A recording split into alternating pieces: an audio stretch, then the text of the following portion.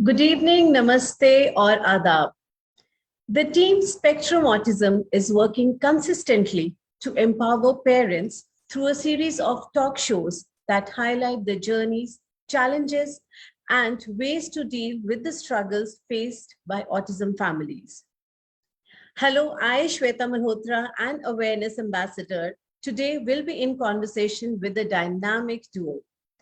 Sharmita Bhinder, a mother who has bravely fought against all odds. She is a renowned poet, writer, blogger, thought activist, a trained Reiki Pranic and spiritual healing practitioner.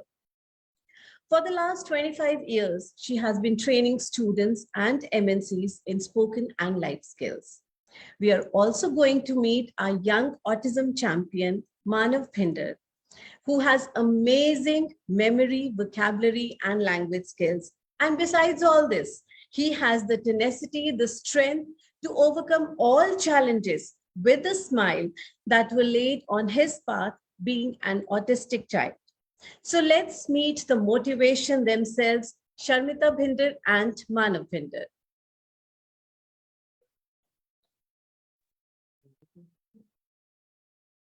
Hi everyone, my name is Manav Singh Bhinder. I am from Chandigarh. I finished my 12th from Vivek High School, and this year I'm applying for university for a bachelor's in physics. I intend to pursue it up until a PhD and after that get into research. And I'm looking to either transfer to or apply for my master's or PhD in Europe because the research infrastructure is there, is of my appeal. So, yeah. That's lovely, Manav. That's really great to know about you. And I really want you to tell a little bit about your mother also. Yeah. So my mom sitting right here, I will start off by sharing the truth that, yeah, we haven't had the best relationship ever for the longest amount of time. And a lot of it actually did come down to my autism and the issues I faced with it, which I will get into further. But I will say that the best thing about my mom is that she and even my father, they never tried to restrict the access to information I had in any way. When I was a child, whenever a peddler would come to our door with an encyclopedia and I would like it, they would buy it for me. They would buy the books I would like at the school fairs or at the library. And at at the very young age and possibly a dangerous age of 13, I got my hands on my first laptop. And like my dad had his own laptop, right? And my mom never really got in touch with technology. But my dad in any way didn't try to restrict my access to the internet. And neither my mom did. So I was able to go to YouTube and Google and search whatever I wanted to and learn whatever I wanted to and find out whatever I wanted to. And in that way, my parents, including my mom and my dad, they've been really supportive in terms of just me wanting to learn whatever I want to. Yeah. That's lovely. That's lovely, Manav. And we can, very easily see the chemistry between both of you, like how the bond has developed, how it has come out, how it has shaped by all these years. So this is really wonderful to know about you both. And there's so many other things also that we would like to know about you. So starting with you, Sharmita ma'am, we really want you to share with us your journey raising Manav so beautifully despite the lack of infrastructure and the resource support which was there 20 years back. So how did you manage to do that? Yeah, thank you so much, and hello to everybody who's watching us today. It reflectively, it has been a very difficult journey, but yet a journey which I'm happy that I was exposed to. I think more than Manav's growth, it contributed to my growth as a human being. So initially, Manav started off with gross motor issues, and we had his diagnosis pretty late because Manav was a high functioning autistic child. So in the earlier classes, and when the children are a little younger, a lot of things go under the carpet that, the child may be just a little bit more obstinate and just a little careless child, right? So, and in India, 20 years ago, labeling was also schools, the teachers, the people, the social setup, nobody was talking about it. So his final diagnosis came basically around 9 years old, where we were able to find out. During that time, the gross motor slowly improved. Manav did walk 2+. He did go to a normal school. The positive factor with Manav was physically he was a little slower, but mentally he was much, much sharper.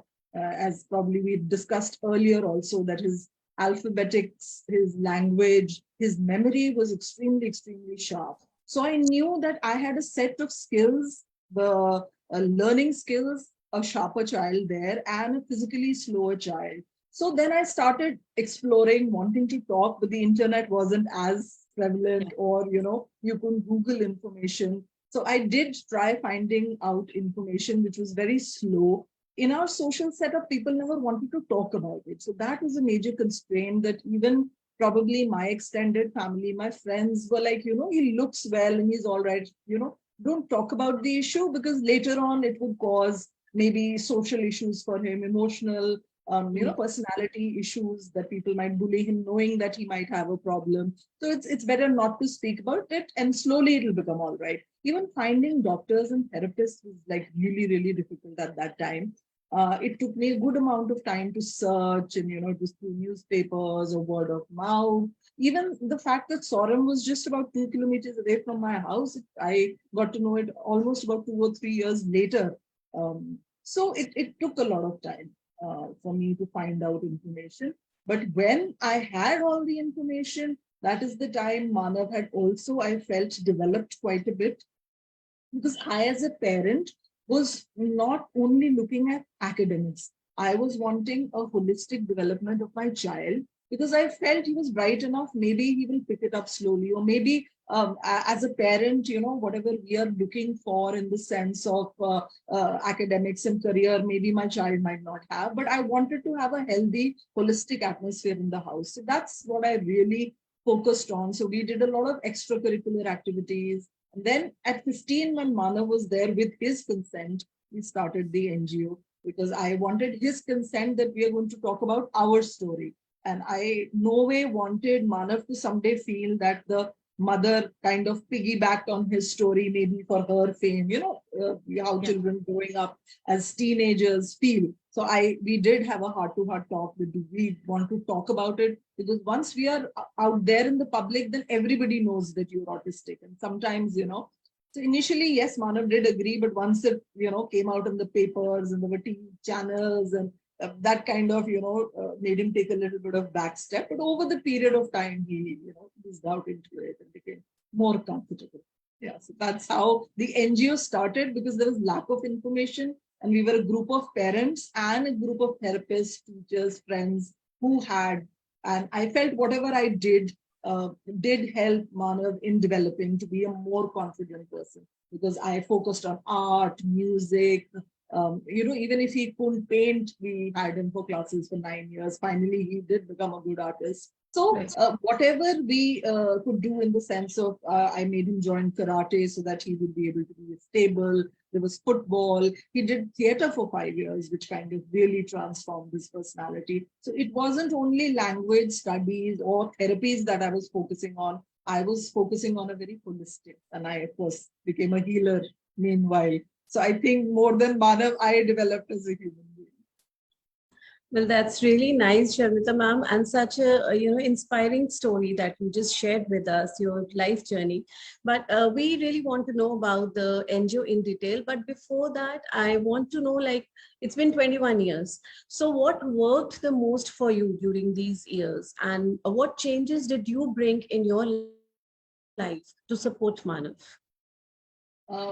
The first thing was acceptance. I think as a parent, the most difficult thing is to accept that maybe your child is a little different.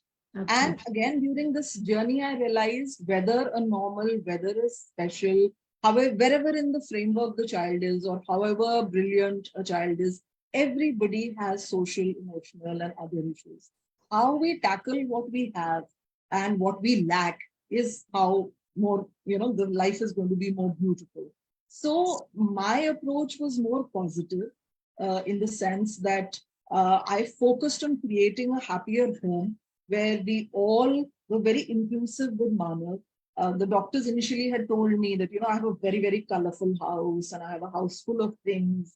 So the doctor said, you must declutter and, isolate Manav because he was a little aggressive and hyper and he would have meltdowns. But I took him to the discs, I took him to the parties because I did not want to exclude the child. I wanted to slowly include the child in the mainstream, right? So even when we had parties at home, sometimes Manav would just lose it and go and sit in the room. But it just because Manav was not being able to cope, we didn't cut him off.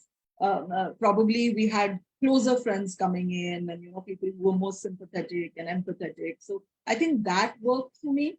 And for Manav, I think, as he said, we allowed him to do a lot of things which probably the routine parents would not allow their children to do, because it was about him, not about us. Because I think when we become parents, we somewhere start seeing ourselves through the child, and we want the child to be our clone, or probably whatever we've missed in life, we want the child to do.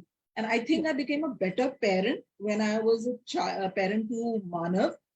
For my eldest son also, I took a back seat. Then he took a drop year and he's into films and directions, where initially we thought he might go into finance and do an MBA, so one day he said, I want to make films. And then I realized if Manav has the freedom to choose whatever he wants to do, Nishant, my older child, also should have that. I think because of Manav, I became a better parent. As a parent, you're always learning and growing. And sometimes children are very contributory to your journey. Yes, absolutely. And I really, admire this thought of yours when you said that it's not about you, it's about the child. It's not about the parents, it's about the child. So that is something we really need to remember throughout while growing up our children, that it's about our children, it's not about us. So that's really nice, a very powerful and a very, a thought that we all should remember.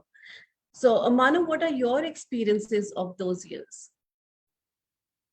I would say when talking about my journey, I like sort of gained self-awareness when I was 13. So before that, like I was pretty much living life on autopilot. I had no idea what was going on, why I was in school, what was I supposed to do, what was I doing. It was just happening to me. Life was pretty much happening to me. And then like at the age of like around 12, 13, 17, 8, it all just sort of came flooding in. Like I became self-aware.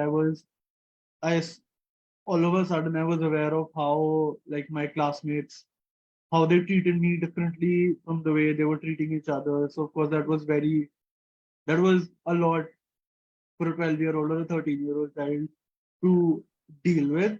And I would say the biggest problem in my journey and like me recovering from the issues that I had was, for me, the way my autism manifested was mainly in two ways. Number one, I had I had a really hard time being able to communicate my own thoughts and like feelings.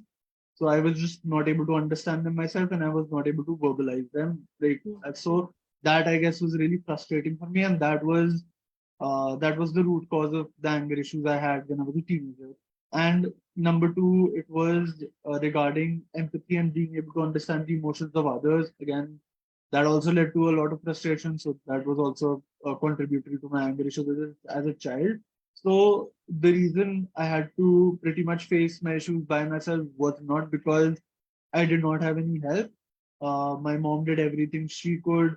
My school did everything they could, but it was just a matter of fact that I was simply wasn't able to talk about my issues. So we were never able to solve them. So I was like pretty much on my own. And in that, I specifically remember two things being very helpful in helping me get better at those things. And that again, it harkens back to what a mom said about making sure that like I got to try everything.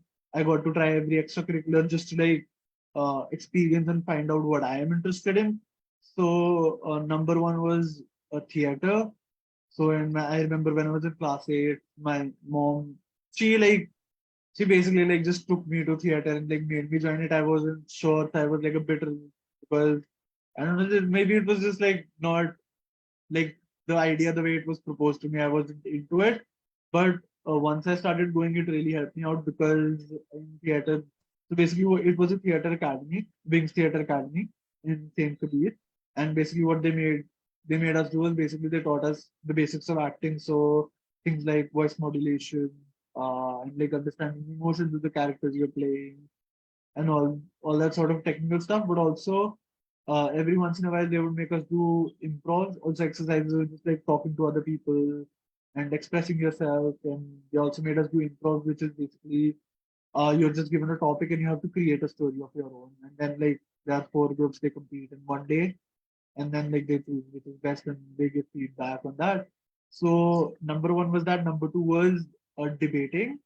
The way I got exposed to that was I remember in again also when I was in eighth, so around the time period only. My brother Nishant, he took part in the our school's intramural, so that's like within the school only, and that's like yeah, that's like a mock exam, right? So he took part in that, and he like came back from that. He had like a tag, right, which you have, which has like the name of the country. So I was like very interested to know like what's going on. What did he do? So I just asked him about it, and he told me that you basically represent the country. There's an agenda, so you basically like you have a stance. So you just like debate about it, right? So I was interested. So even in it, the first MUN I did, I remember was SMHS MUN 2016, I think, yeah, 2016. So that, so like now, like today, I've done like about 157 MUNs, counting online MUNs I did in lockdown. So of course, that's like pretty obvious that some debate is something I'm very passionate about. So those two things are what really helped me overcome my issues with communicating my thoughts and feelings. Like for example, the reason why today I'm able to effectively communicate what I'm thinking and how I'm feeling is probably because of again theater and debate. Without them, I don't think so. I will be where I am today, and also of course with learning empathy and learning how to understand the emotions of others and basically what to do about it. So like what actions to take based off of that, what other people are saying, what other people are doing, what other people are thinking about, how they're feeling. This is like reading that and being able to act on it. So theater and debate again, probably what taught me that in the first place. Yeah. That's commendable, Manav. And as you said, Manav, you were, interested and you were part of the theater. So what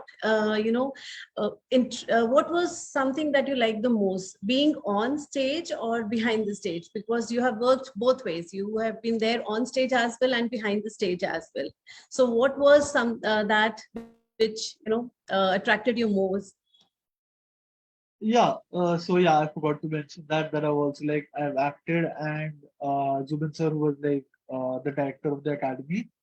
Uh, yeah, the director of the academy, he picked me out like in my first year only, the first year I was there to basically like be like a student assistant director and help him with the lights and the music and like the script and things like that.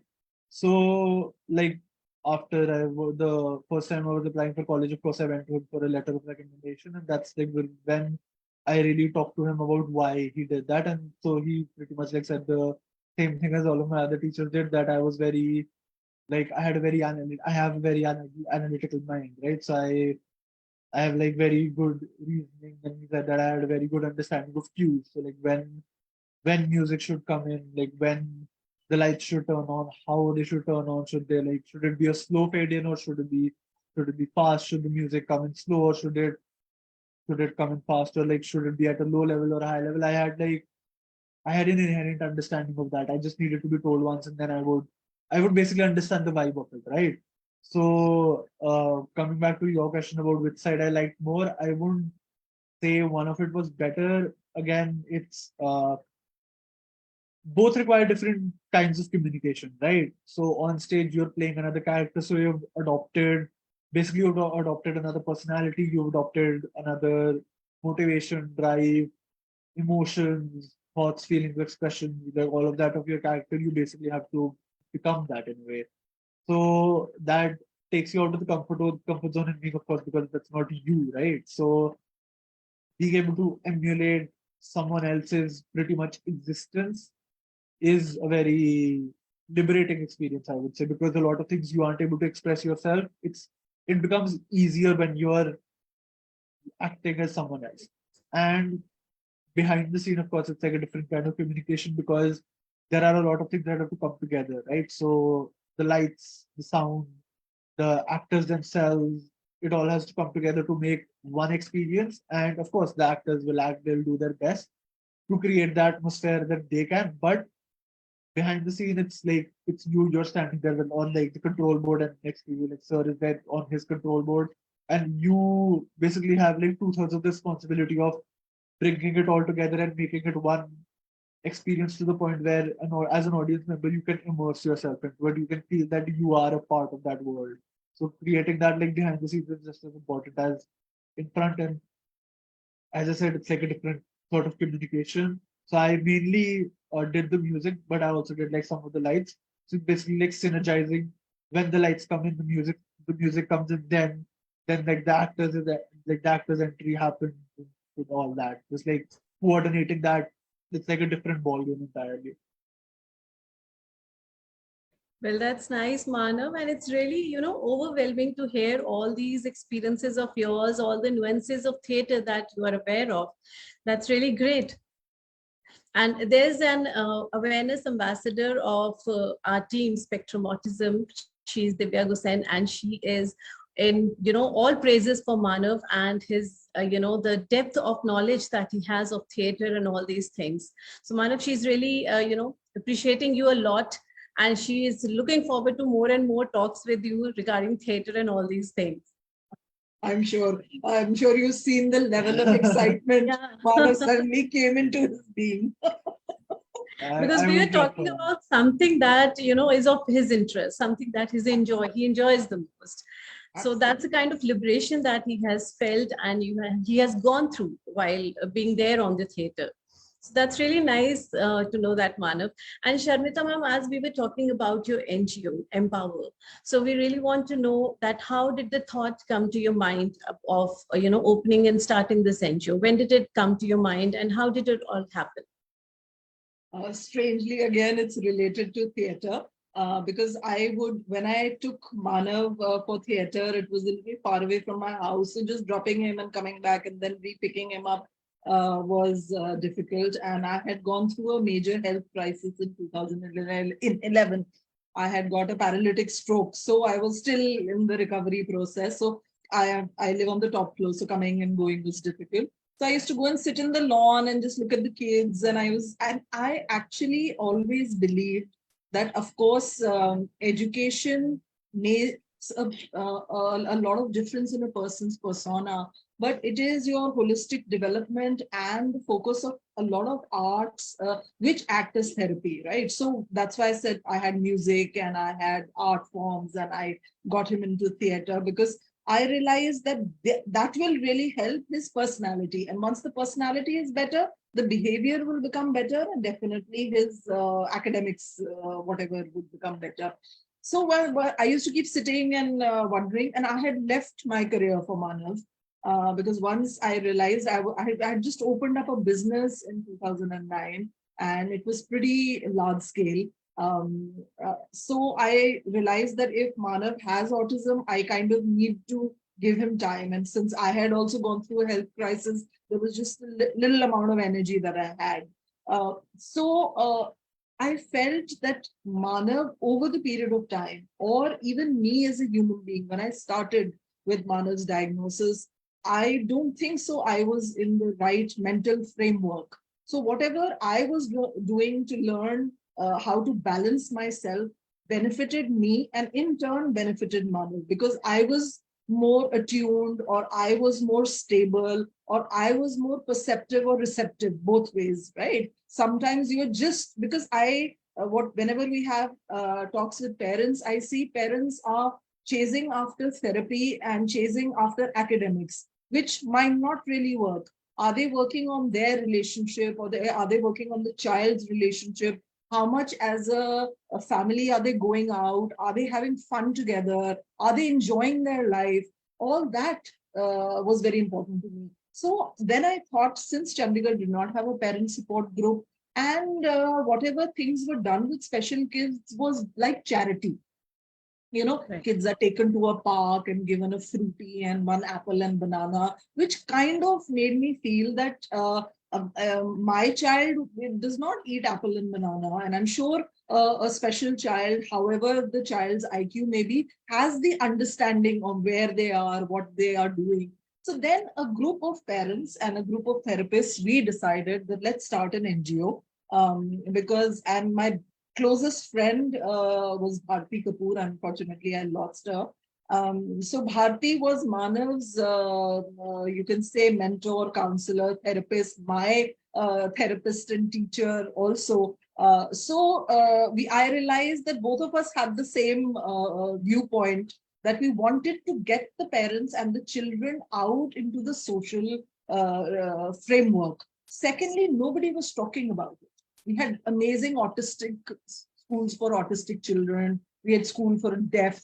We had school for the blind. But if I just ask you, how many autistic friends or somebody blind or deaf do you know? Do you have a friend with cerebral palsy or somebody on wheelchair? And mostly, not only would we not have friends, if you just sit and think in your social setup, in a restaurant, in a movie theater, in a marriage, do you see these people? So we are segregating. So that was something which I felt, needs to be changed. So EmpOWER came into being with just a handful of mothers and therapists. We were about 10 to 15 women. We launched it, and as if there was divine intervention, that we began to get connected and have smaller funds. And we started doing a lot of fundraising shows. I did not open up an institute because we have a lot of beautiful institutes already running. I wanted to be in advocacy, talk about it, write about it, and basically fundraise to help other people, right? And my basic focus was to get them socially outside. So we started doing a lot of large-scale fashion shows where, with the passage of time, Miss and Mrs. India started coming in voluntarily. We had a lot of people giving gifts for the children.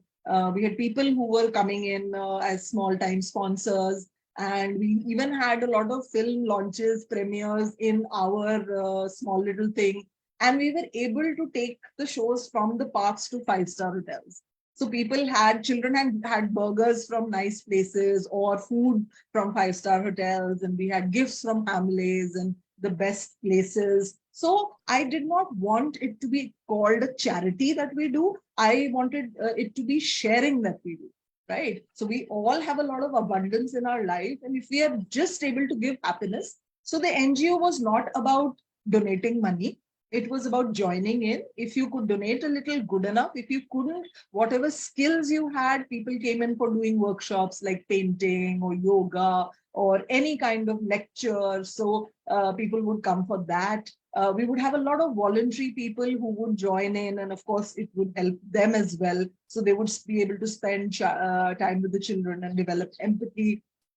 So slowly I got connected to a lot of NGOs pan India. So if anybody required anything, they would ask me and we would fundraise for that. So I helped the wheelchair cricketers in Punjab, basically their tours, their diet, everything EmpOWER helps them with. And I am even associated with CPFSI. We have a unit of that for cerebral palsy children here. Then I'm connected to a lot of underprivileged schools and NGOs, which are very small. So whether they require an RO system, whether they require anything in their kitchen, we try and do a fundraise for that. We've helped people across with various issues, legal issues. We do a lot of education for the other child. Sometimes if the child is very severe, has severe issues, the mother of course can't work, and sometimes it's very difficult for the father to also have a full-time or a good job. So if they have a normal child, we see that child gets a very good quality education. So tomorrow he can support his sibling and parents as well. So we fund education up to MBA level, medicine, engineering. So we've been able to do that. And it's not me. I've just been a small little catalyst. It's like everybody who has joined it. If you're praying for us, if you're liking our posts, if you're spreading it around. So what everybody liked, you did not have to join in and pay any amount. You did not have to come and donate any money. If you can't afford to donate it, or if you don't wish to do it, there is no requirement. You can give whatever you want to, whether it's time, whether it's skill, whether it's empathy, whether it's prayers, whatever. So I think that's how it escalated to, and the genuine work that we were doing was visible. And I think the biggest motivating factor was again Manav, because people have seen him since childhood. Somehow socially, I've always been around, and I thought my escape was the Facebook. At that time, Instagram has become now popular. So I think we started posting a lot of stuff, and the fact that we were talking about it, and then Manav is very normal about being and an Aspi child, or you would say only 3% of the children have Asperger's in the world, and they are the most brilliant. So instead of him feeling that he lacks something, that became something that he was proud of. That yes, he's different, but the qualities that Manav has, the other children don't have, right? So even while his upbringing, that's what I focused on, his qualities, and appreciating him for what he has. And then what he lacked, we tried to accomplish it. Somewhere we were very successful, somewhere we weren't. And it was okay. Nobody is 100% perfect, right? So the difference that happened was that it became a social movement. Mothers started coming in, children started going on the stage. We saw a lot of health improvements. We saw a lot of academic improvements. We saw a lot of mood swings and aggression reducing. We saw a lot of bonding and love between siblings. And, the parents had never gone out together for a party. The mothers had stopped dressing up. So, when they came initially, they were very averagely dressed. And by the third, fourth fashion show, they were coming in ball gowns and makeup. And, we would have free makeup artists. So they would be very enthusiastic. Can we get a makeup done? So we would encourage. We encouraged many mothers to walk on the ramp with the children. So there was a lot of social acceptance and happiness that was happening to the NGO. That's really nice. And as you said, it's not just about the money. It's about creating a community which is, in their own bits, in their own ways, working towards creating inclusiveness and working towards creating, empathy for each other and be there for each other. That's more important. In their own, with their own skills, through their own skills, and bonding through that bonding and all those things, they are creating a community which is inclusive. So that's really nice. And as we talked about Manav's positive sides, there is Purnima Sevaraman ma'am also, who is really appreciating Manav for his clarity of thoughts. And she's going on and on, writing so many things about Manav. So Manav, you are already a superstar. So everybody is appreciating you and really liking what all you are saying and sharing with them. And I really want to know about your, part also there in the NGO Manav. Are you also contributing a little bit for that NGO in some way or the other? Are you doing that as well? Yeah, I guess if you were to ask mom, she would say that without me there would be no NGO, right? Of course, first of all, I am the inspiration for the beginning of the NGO because of her struggles with me. She recognized the problem in society of there not being enough information, not enough people talking about it, and there not being a network of parents for communication, and children, special children, being excluded and having to be stay separated in society from neurotypical children, right? So that of course is there, but also at least I would say that in all honesty I've it's been a ping pong match of do I support her, or if I'm a bit skeptical about it, because at first when mom was sitting in theater and she had that initial idea of creating an NGO, I would of course she wanted to me and my journey to be front and center, because at that point of I had started making a lot of progress in being able to communicate and what I've been through So at first I was like hesitant because first of all I did not want to be a public personality, right? I would say I'm a very private person. I like to stay by myself. I like to keep things by myself, and I have like a very small friend circle. There are very few people I would consider I would regularly want to be with rather than like being by myself. I am an introvert, so back then of course it wasn't as clear, right? So I was hesitant in terms of that, and of course like giving interviews because as I said, like I had self awareness of my where I was lacking in terms of communication. So I was like, will I be able to do interviews? Will I be able to talk to people about my issues? Will I be able to do it in a way that is sensitive, that which is constructive and not like destructive, right? Um, there was like a lot of skepticism in that way. But then I realized, of course, that is what my mom wants to do, and I am one of the few people who can support her, who is constantly there with her, who is living with her, who has to like wake up and see her face, go to sleep seeing her face, so on, right? So that happened, and then again, I again then I had like another set of like all the people working everything.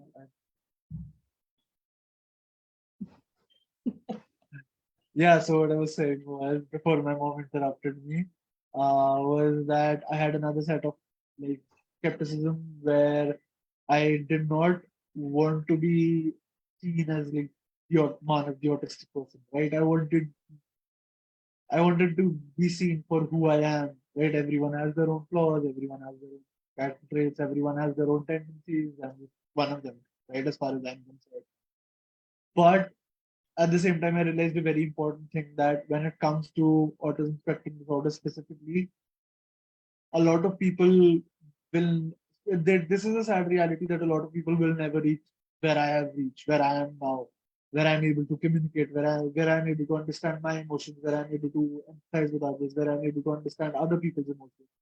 So I realized that in coming this far in my own journey, I have developed like a sense of responsibility that if I talk about my journey, if there is someone else who is autistic or who isn't autistic and just like going through problems in communication or anything like that, and any one person could listen to what I'm saying and learn something from it, it could help them in any way, then this is something I ought to do, right? And I want to do it. Like it's like an internal desire that came up after that. It's not just something I feel obligated to do. That's why I'm doing it with so much passion. So yeah, pretty much is that. Great.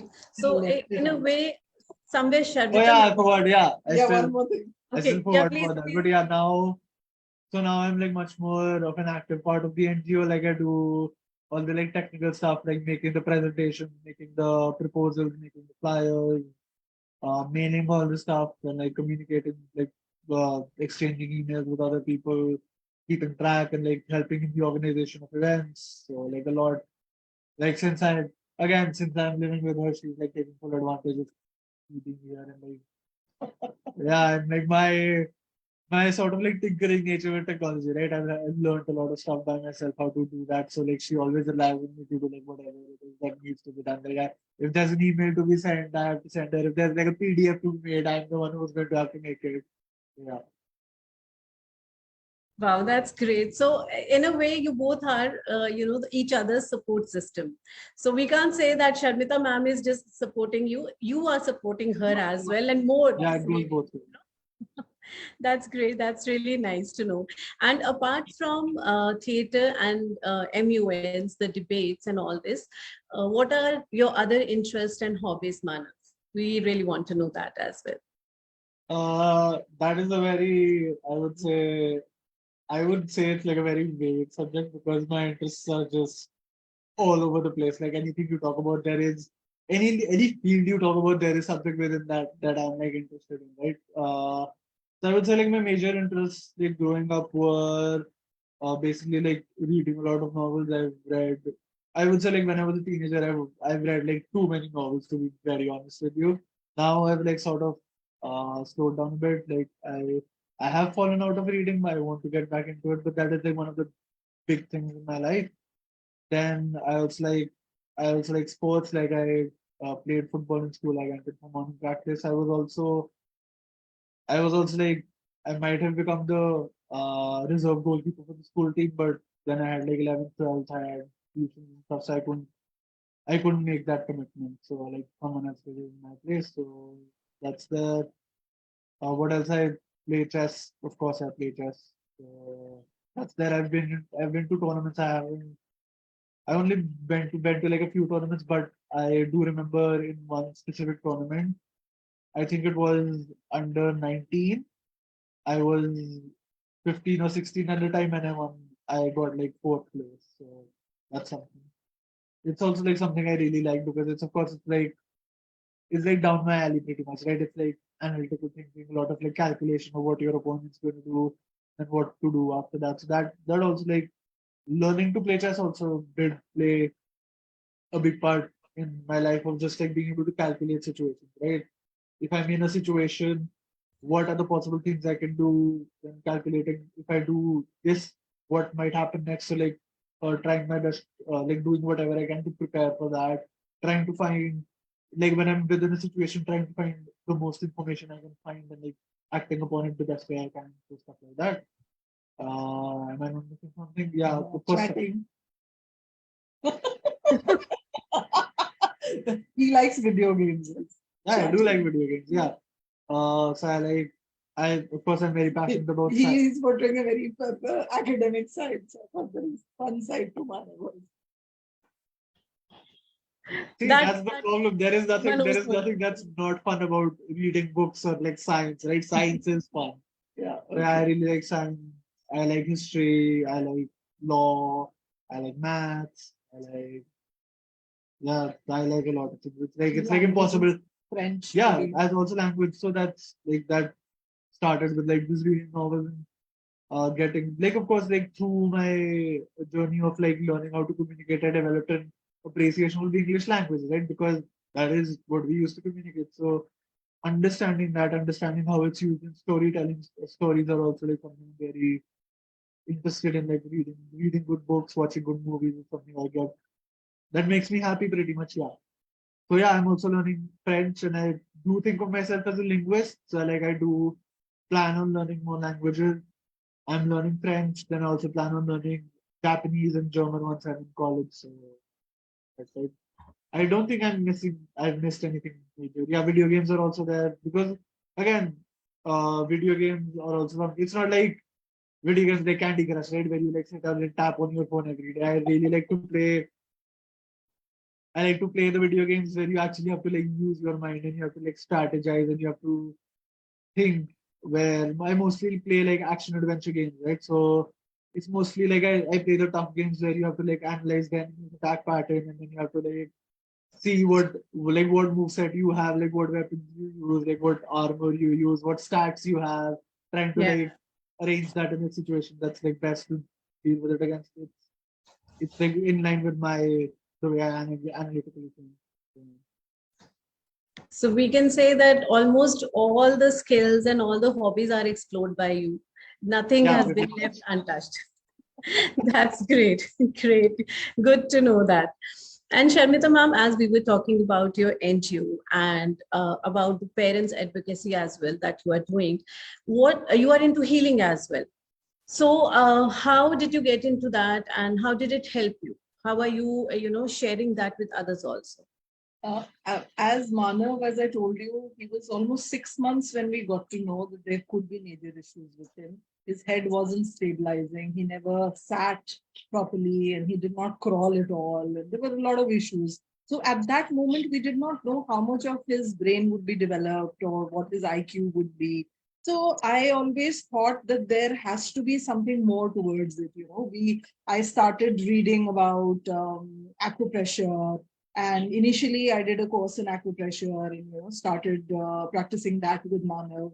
And then I knew about biochemic medicines because we have this calcarea force. I think most of the children have had. So biochemic is a whole medicine like homeopathy. So I studied that intensively. So they had a lot of brain tonics and they had a lot of tonics for the strength of the bones and things like that. So after studying that, I started giving Manav that. So I started thinking alternatively. Of course, we will be doing the allopathy and we will be going to doctors, but there must be much more to it. So, from Ayurveda to homeopathy to reading to try and find out.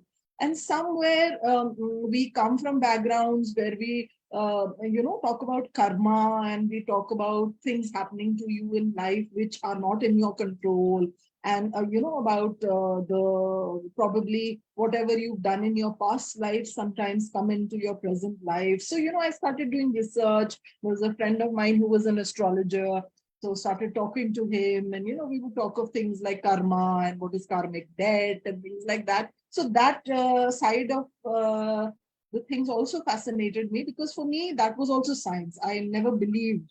So I do believe a lot in astrology. So we did, do his Janam Patri, find out things, and focus on getting stones and things like that also. And then I started looking for deeper things, right? So then I came across Reiki. So I learned a few levels. I started practicing Reiki with him. And once I had my stroke, I wasn't recovering actually. So I had just got Manav's diagnosis, and probably that triggered the stroke, because I did not have any heart or any other issues, nothing. So it was probably I had teased myself to that level of stress that I got the stroke. So what I realized as a parent, I was so invested in the child that I was not looking into my mental health and my aspect of it. So when I was bedridden for almost 9 months, and I was wondering, how am I going to look after an autistic child and how am I going to get on with my life? And I was just 39 at that moment. The recovery was very slow, and the allopathic medicines, they gave me about 11 capsules, which were like this big, and I would have them and I would be sleeping the whole day drugged. So I thought that that is just no way to lead your life. So of course, I started therapy and physiotherapy and other stuff. And that's when I delved more into pranic healing. And there was a neighbor of mine. I give her entirely the credit of my and Manav's development. She shifted. She was a spiritual healer. So imagine when I had the stroke, a neighbor shifted who was a spiritual healer. She and I became best of friends, and I learned from her. And that created magic in my life, because we are not able to understand and accept things in life, right? And body has a certain amount of energy, right? And when we come from one birth to another, the energy passes on. And sometimes whatever is happening to us in the present life is because of the past life or the karmic energy. So pranic healing and Reiki helped heal the body better. And I could see the immediate difference once I started doing spiritual healing and pranic healing with Manav. He developed eye contact, his body alignment and movement became much better. I realized that his thought was clearer, my thoughts were clearer. We were emotionally, as he said, sometimes we did not have a great relationship, because both of us were very volatile and emotional, and as human beings, you're exhausted, because you're emotionally exhausted, you're mentally exhausted, you're financially exhausted. So I think that gave us this calmness, this stability, this acceptance of things. We started looking into each other more. He was also focusing on me more, and I was focusing. So of course, I think I had been a good enough mother always. And I think all parents are doing not only their best, they're giving 200% of whatever they can. But sometimes they are not enough for themselves, or they're dealing with so many other things in their lives, maybe other relationships, maybe both the parents are not getting along very well. There may be financial issues. There are social issues because of a special child. There is so much of pressure from the outside world. So I think with healing, what happened, I was able to calm my energy down. And I think it passed on to Manav and the whole family. I realized it passed down to my extended family, to my friends. It passed down to my workers, to my other son. So I think we all became more stable.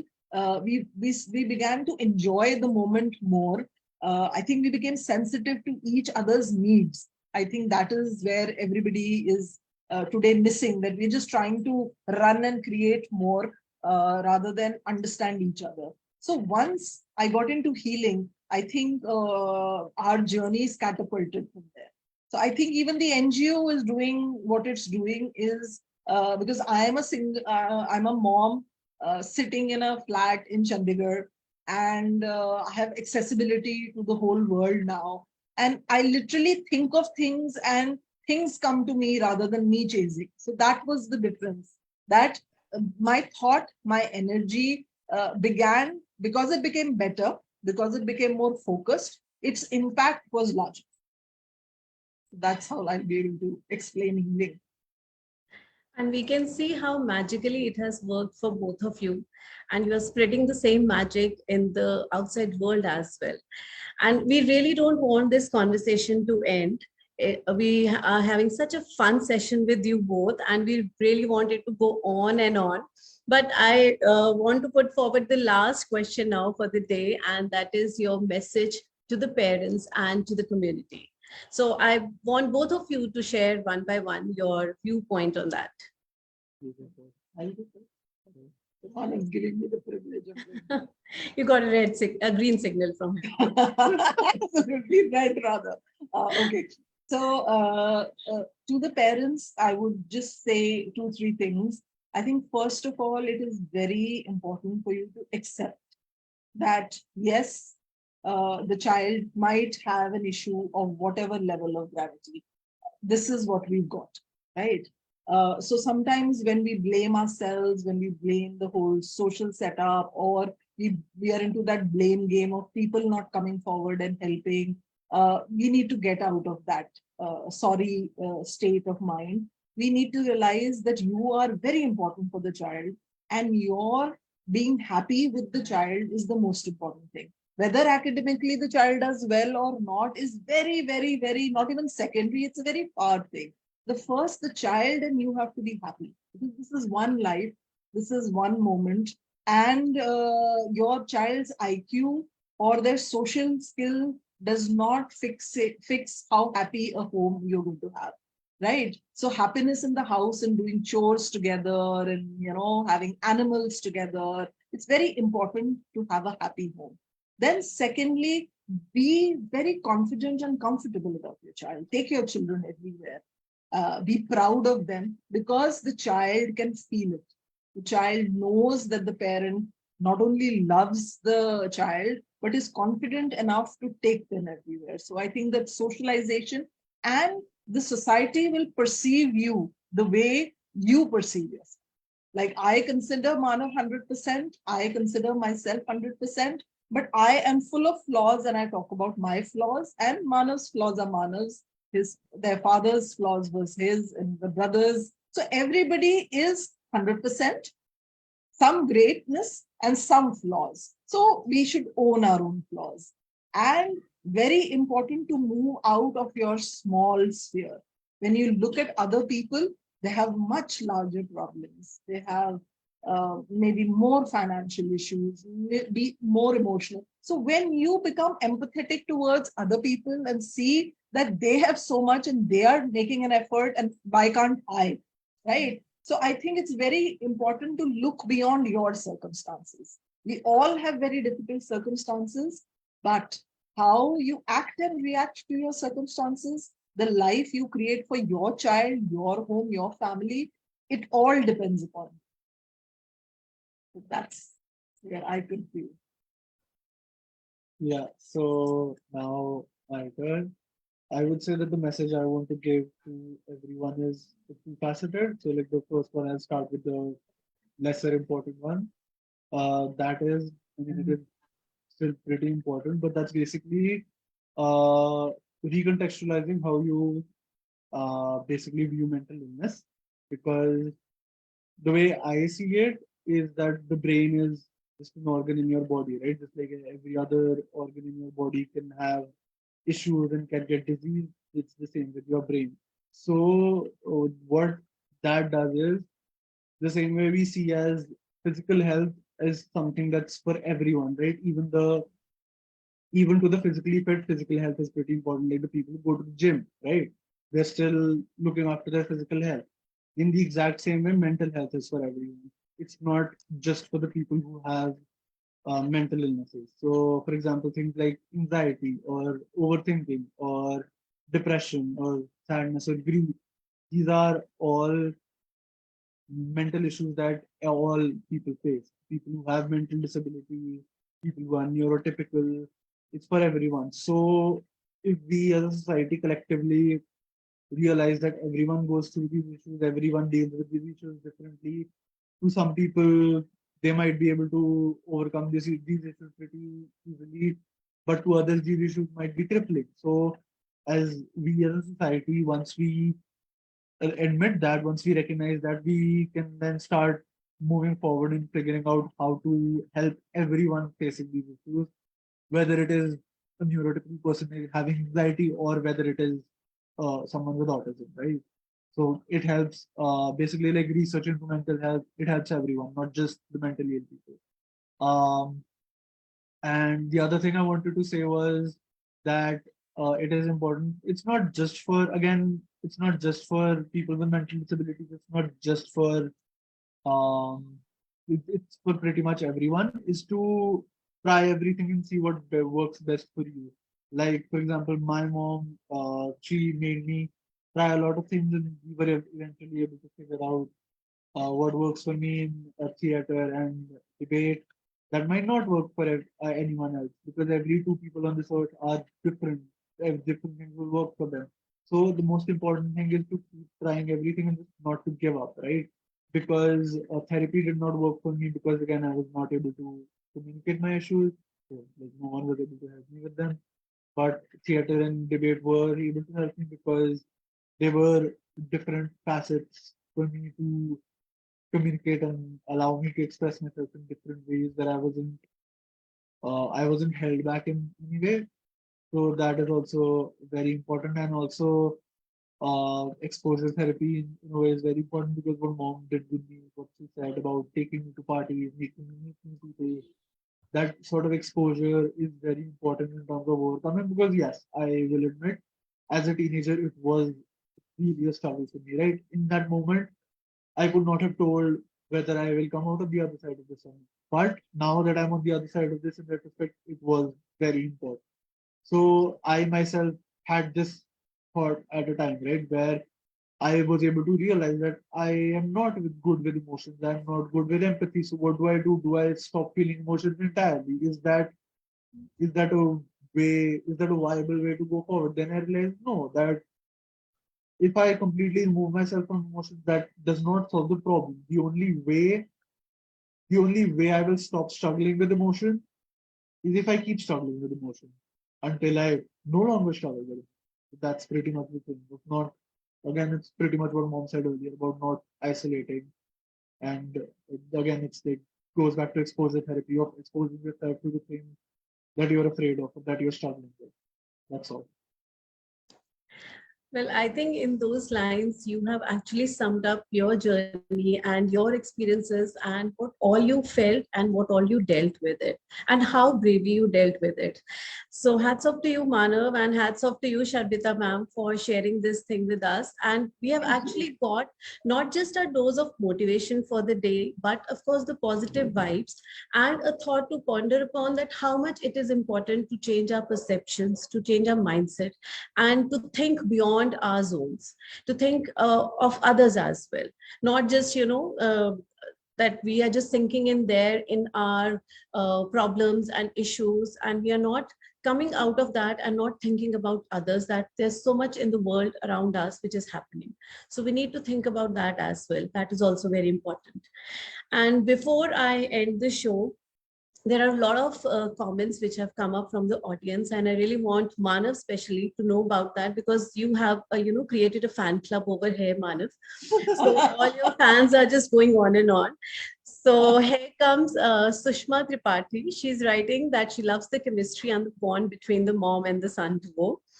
And we have Shiraz Sani here, who says that Manav, you're a powerhouse of talents. Indrani Chatterjee says that Manav, your words realize more positive minds and stronger is the mission. So there are a lots and lots of fans coming up today for Manav and Sharmita ma'am, of course you as well. We all know how much the good work and the kind of work you are doing in the society to spread awareness for not just neurodivergent children, but of course for neurotypical parents as well, the children as well, who are not able to cope up with the problems the children are dealing with.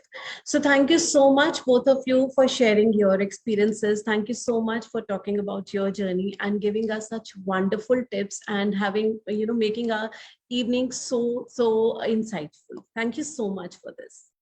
Thank you. Thank you for having us. It was a great session. Thank you, everyone. Have a great evening. Thank you. Thank you.